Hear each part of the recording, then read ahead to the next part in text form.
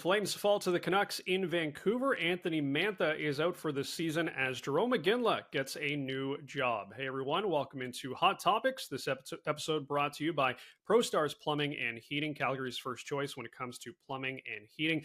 Rob Wong joined alongside by Postmedia Calgary Flames writers Wes Gilbertson and Danny Austin. And guys, a very eventful past week for the Flames, going 2-1-2 in their last 5. Last night, a tough 3-1 loss in Vancouver. Wes, what were your biggest takeaways from the game against the Canucks?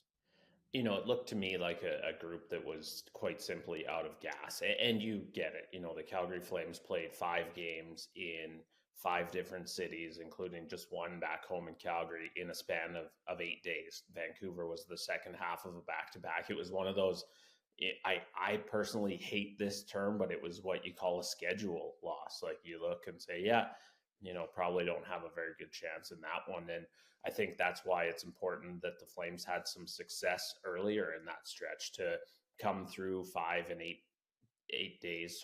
games in 8 days with 6 points to come through above 500. I think they'll take that. You have to give them credit. They still worked last night. It was just the execution wasn't there. And I suppose it was one of those nights that it just seemed like there wasn't going to be any comeback magic. There wasn't a whole lot going on offensively for the Calgary Flames. And I think when you account for how busy they'd been, when you look at the fact that the Canucks had been stewing at home for a few days after getting blown out by the Edmonton Oilers, it probably played out how you would have guessed it would. Yeah, I mean, to echo Wes in terms of it not feeling like there was going to be a comeback. Like, it was a game where I didn't feel bad about going to boil some water to make some ginger tea late in the second period. It was a bit of a reminder, though, of just, the style of play that the Flames are trying to play with every single night takes a lot of hard work, right? Like, it is about pressing your opponent. It is about getting in the corners, doing the dirty work on the forecheck. It's about being relentless, and that takes a toll. And it's going to be really, really hard in stretches like this one where they play so many games and have a back-to-back in 2 different cities. It may not be sustainable to have that many wins in that environment. And this team doesn't really have those super high-end offensive players who will come up with a moment of magic or 2 every game to just get those goals and those points. But we've seen what happens kind of when the team doesn't play that style. So it's what they have to do.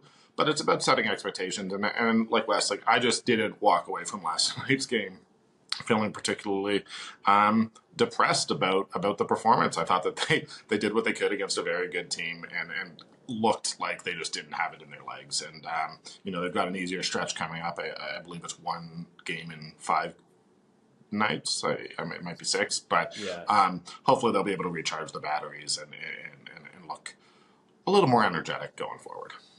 And if I can just jump in and add to that, because Danny raises a really good point about how taxing their style is. One of the hot topics in Calgary has been their slow starts and the fact that they've been falling behind too often in games. And what that leads to then is shortening the bench in the third period, really leaning on your marquee guys. And I think you see that especially at the end of a long stretch. I mean, Rasmus Anderson was guilty of a kind of uncharacteristic turnover on the insurance goal by the Canucks last night. And, you watch a replay and you think, well, they've played the wheels off this guy every night.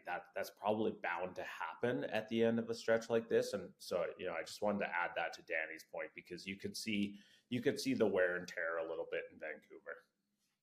Meanwhile, the Flames got some bad news on the injury front as forward Anthony Mantha suffered a torn ACL against Montreal, and he is now out for the season. Danny, this was someone that was having a productive year and is obviously a tough loss. Who are the players, do you think, that will get the biggest opportunity with Mantha out?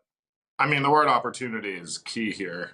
First off, your heart breaks. I mean, Anthony Mantha, I think, honestly, we only got to know him for sort of a month in the media group, but seemed like honestly a really likable guy, which I know isn't what fans necessarily care about. But I will just say, I was a little bit gutted for a guy in a show me year, as he described it, coming in, really looking to sort of prove that he still had some NHL hockey in him, and I do think that he showed that in spurts so far this year. But I think that the main thing is Matt Coronado. It might not have mattered, but he's not going anywhere. He is going to be in the NHL. When he was sent down to to the Calgary Wranglers a couple weeks ago, 2, maybe 3 weeks ago now. There was a little bit of a storm in the tea kettle or what have you here in Calgary with people saying like we want our young players to have space in the roster to develop. We thought that was the point here, and a guy like Mantha, some fans thought maybe was sort of blocking those opportunities. Those opportunities are there now. So whether you're Matt Coronado, Jacob Peltier, to a lesser extent, probably Adam Klapka. I'm not just trying to name all the guys so West doesn't have anyone left, but the reality is like the opportunity's there. Go out and take it, prove you belong here, and I don't think that's a bad thing for the Flames, despite being a little bit gutted for Anthony Mantha. I feel like I'm really falling behind on tea kettle references here. I'm less worried about the number of names you left me and just the herbal tea references. You obviously feel for Mantha. This is a tough injury. I believe it's a torn ACL. The Flames have just called it an ACL injury, but it's a tough thing to come back from at any point in your career. I do think the opportunity has knocked for Matt Coronado, and so far he's done a great job of answering, but there's more opportunity there.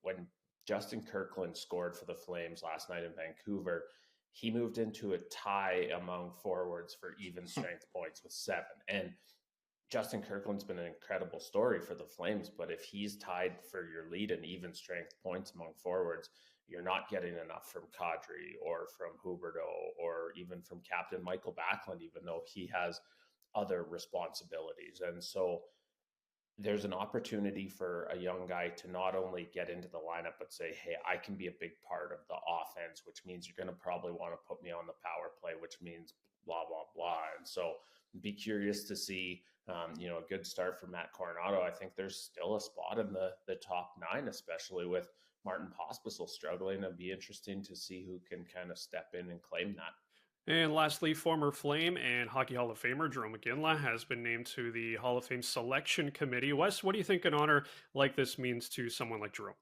One of the kind of cooler things I've had a chance to do in my career was cover Jarome Iginla's own Hall of Fame induction ceremony. And so, when I saw the news that he's now on the selection committee, I just kind of thought to myself, yeah, that's perfect. You know what it meant to him to go in. You know how much he cherished those few days that, he was sort of being celebrated by the hockey world. And seems to me, he'll remain a special advisor to the GM, a part of the hockey ops team in Calgary, but seems like a perfect person to have at the table for those Hall of Fame discussions. I was looking yesterday at the list of guys who might be up in 2025, and it was Zdeno Chara. I mean, that's a guy who Jarome played with and against. It was Duncan Keith, Joe Thornton. Like we're talking about Jarome Iginla's generation now that is being, I suppose, pondered for their own hall call. And I think they really aced this one. I think that's the right guy to have in on the discussions. Well, all the names that you just rattled off there are making me feel very old at this point, with the likes of Duncan Keith and Joe Thornton ready to go into the Hockey Hall of Fame. As always, leave your thoughts in the comment section below. For Wes Gilbertson and Danny Austin, I'm Rob Wong. Thanks for watching, and we'll talk to you next time.